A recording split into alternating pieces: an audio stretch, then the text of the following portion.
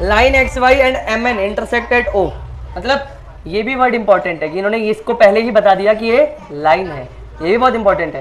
तो देखो x Y और एम एन ये दोनों एक दूसरे को क्या कर रही हैं, इंटरसेक्ट। अब इन्होंने इंटरसेक्ट बताया तो इसका फायदा उठाएंगे, क्योंकि वर्टिकली अपोजिट एंगल हमें इंटरसेक्ट पे ही मिल पाता है, ठीक है। और क्या दे रखा है, गिवन है हमें कि angle P O Y 90 degree है, ठीक है। एंगल पी ओ वाई हमें 90 डिग्री दे रखा है, और एक और चीज दे रखी है एंड ए रेशो बी 2:3, यानी ए और बी का रेशो भी दे रखा है, ठीक है। अब सुनो क्या हो सकता है, हमें क्या निकालना है, टू फाइंड एंगल, अच्छा सिर्फ सी निकालना है, ओके। तो सॉल्यूशन आओ जी, कैसे जा पाएंगे। देखो पहले फॉर्मेट समझते हैं आखिर हो क्या सकता है। ये जो एंगल सी है, तो देखो ये वाली जो लाइन जा रही है जिसका नाम क्या है एक्स वाई, और ये वाली जो लाइन जा रही है जिसका नाम है एम एन, तो ये एकदम कांटा बन रहा है, ये कांटा। तो ये वाला जो एंगल है एंगल सी, वो किसके इक्वल होगा, एंगल ए मिला के और एंगल पी ओ वाई मिला के, ये पूरा एंगल मिला लोगे तो आपको ये पूरा मिल जाएगा।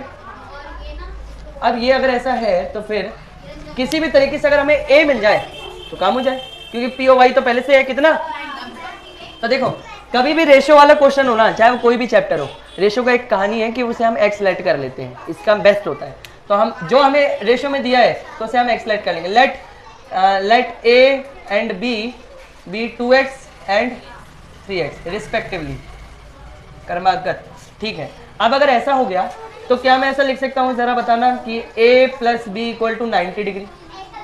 किसको चमका, देखो ये देखो a और b, क्या ये पी ओ एक्स के अंदर नहीं है, और पी ओ एक्स 90 डिग्री बना रहा है ना।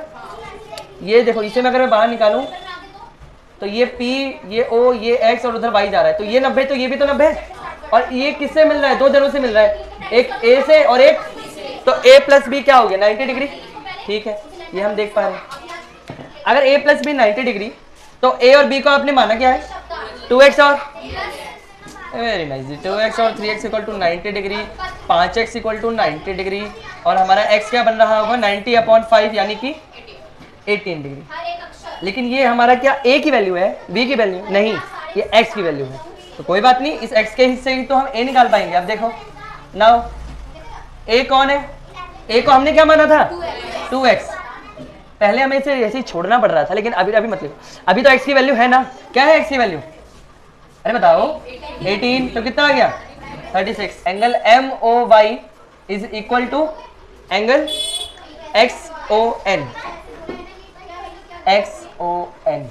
अब यहां तो मैंने नाम बोले, वहां नजर घुमाओ ना कैसे गए, एम ओ वाई यानी ये पूरा जो डॉट डॉट से बनाया गया है ना, और एक्स ओ एन यानी ये सी, इस सी की बात हो रही है, ठीक है। अब क्या हमें एम ओ वाई दिख पा रहा है कि वो दो जनों से मिलकर बनाए, A plus angle P O Y, है कि नहीं है, A plus P O Y, और एक्स ओ एन ये तो सी है, तो इसकी जगह सी लिख लेते हैं, A plus angle P O Y, इसका मतलब है ए कितना निकाला था हमने 36 डिग्री, 36 डिग्री, और एंगल पी ओ वाई तो हमारे को स्टार्टिंग से मिल रखा है 90, therefore C is equal to कितना आ जाएगा 126 डिग्री। ये हमारा फाइनल आंसर। ये रीजन भी लिखना है क्या, वर्टिकली अपोजिट एंगल।